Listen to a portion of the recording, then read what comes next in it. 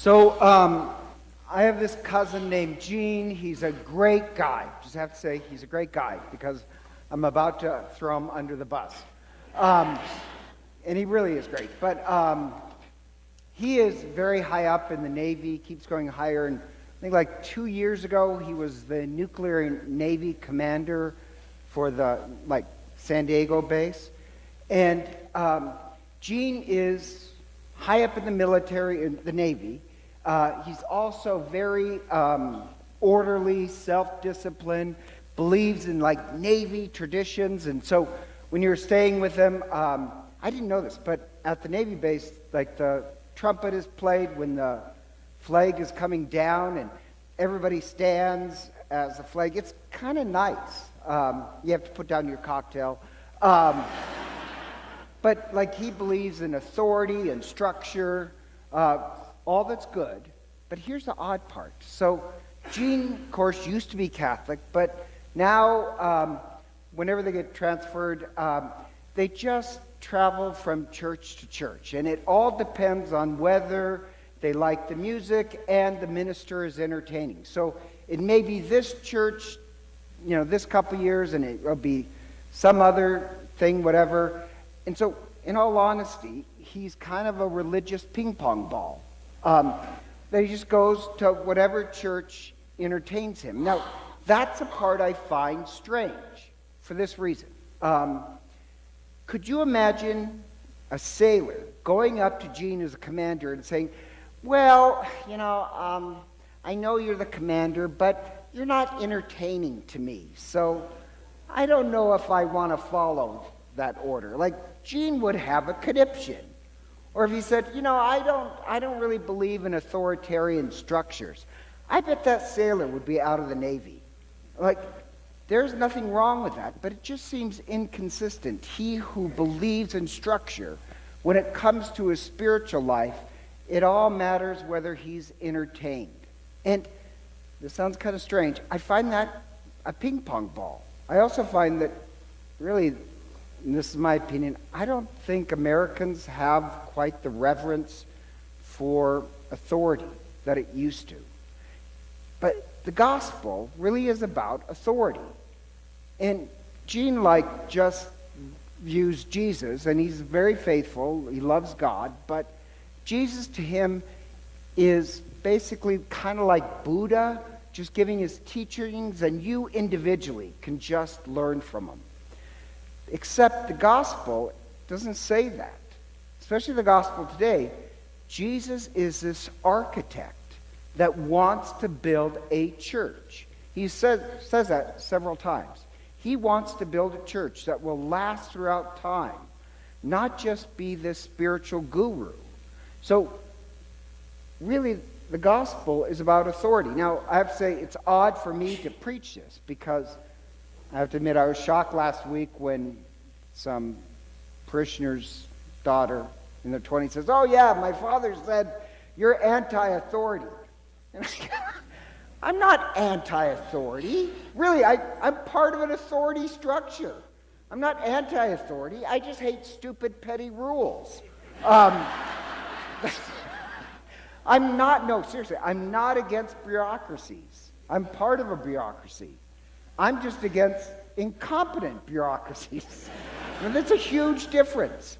But the gospel, yes, is about authority. And it starts with this, even God in the Old Testament. Sorry, I shouldn't say that. That was in the Old Testament. Even God wants this structure. And it's symbolized by the keys in the first reading. And just a little background, so love this. You have Shebnar. And Shebnar is, he's the prime minister to the king. So he's more like a prime minister. But his problem is he's not faithful and he's incompetent. And that ticks God off. So God says, it's kind of stunning, I will pull you from your authority. I will rip the sash off you. I will remove your robes and take away the key to the kingdom of David. And that's pretty harsh. And then he says, and I will give it to another. And he gives it to another, and his name is, I'm going to mess that up, shoot. Eliakim. Eliakim. And he's going to give it to Eliakim. And Eliakim will be named the prime minister. So Eliakim now has this authority.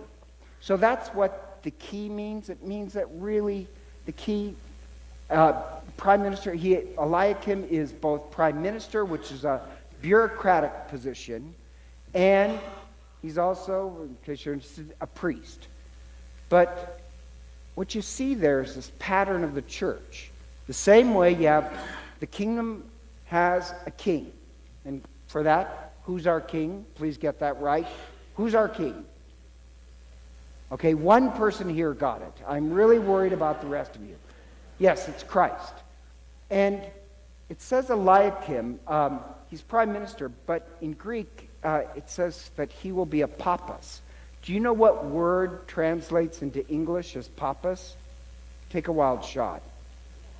Okay, once again, it's this side. What is wrong with these people? It's Pope. So you have the king, and then you have this papas, who is really this prime minister to get things done competently. So that's what the keys mean. And the prime minister of the church really would be the Pope. He has the keys to the kingdom. So even there you see this pattern for the church. God does want people to have this authoritarian structure. We're all holy, but yes, God wants to establish a kingdom, a church that will last throughout time. Not only does God give certain people authority, but he also chooses certain people for leadership. Keys symbolize authority. Just in case you're interested, I like this stuff. A staff symbolizes leadership. So, and most Americans are like this. There's a story in the Old Testament about Korach.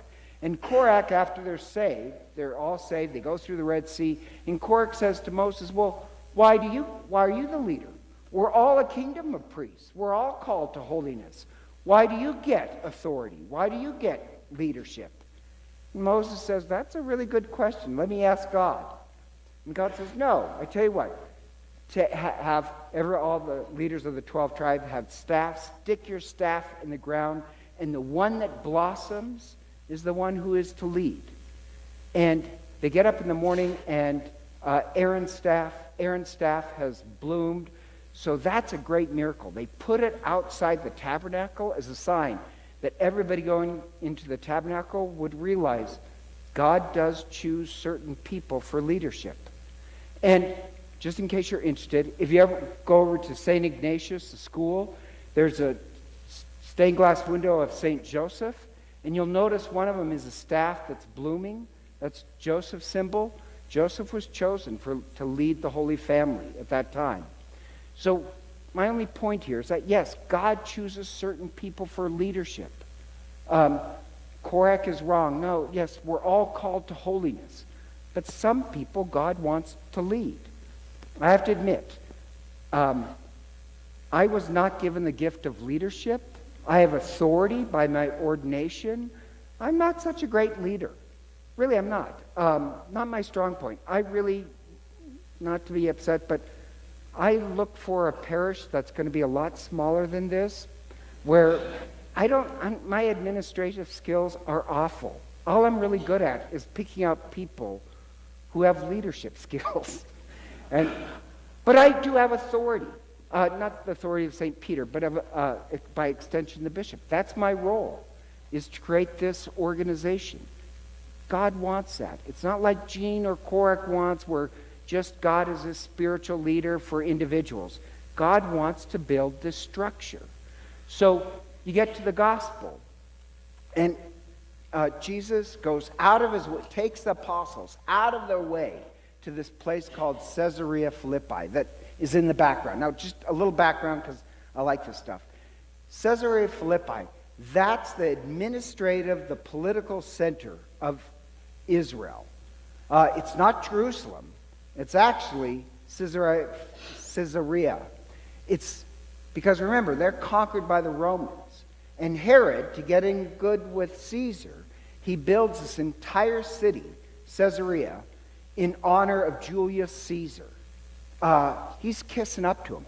That was the military base. That was the political base. And if you ever go there, it is literally cut out of the rock. It is this huge rock. It's beautiful, or was beautiful.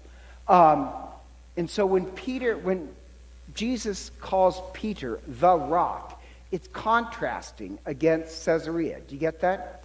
The other thing about Caesarea is it's built because at the time Augustus is Caesar. And Augustus says to the Senate, this is what you're going to do. You're going to proclaim my father, adopted father, a god. And they're like, oh, whatever makes you happy. Okay, so Julius Caesar is a god. And then Augustus says, therefore, I am the son of God. And so there's also this temple there. So you get this huge contrast. Caesarea, that is this temple to power. And so the phrase that Peter says, when Jesus says, who do you say that I am? And Peter says, you are the Son of the living God, the Christ. Augustus is son of the dead God. Jesus is son of the living God. Do you see the contrast? One more contrast I like to explain these words. Also, where Caesarea was this former Greek temple to one of the agrarian gods, where they committed these child sacrifices. And there's this huge pit that they would sacrifice children to. And you'd go through this gate, and the gates were called the gates of hell, the gates of Hades. So when Jesus says, and the gates of Hades will not conquer it, you have this opposition of Caesarea, the center of power and political power, and it is this force of injustice. It destroys life. In contrast to it, Christ is building another administrative church, this structure that will last throughout time and put an end to this force that is this political, abusive, destructing force of life. So the idea is that you have these two choices. You can belong to this one, or you can belong to this one. And this one, the church, it will last. Do you get the contrast? So when Jesus says, who do you say that I am? Okay, I love my cousin. But who he says Jesus is just this spiritual leader, and he just is concerned about giving you teachings. The odd part about this gospel is that, yes, Jesus is a spiritual leader that wants to build a church that will be this force of justice and preserving life. And to some in the church, God gives the gift of leadership. And to some in the church, God gives the gift of authority. That's what the Pope is and the bishops. We're part of this force that is supposed to bring justice to the world. So, to me, it's just strange that you would have a Navy commander that doesn't think that leadership and authority are part of the gospel.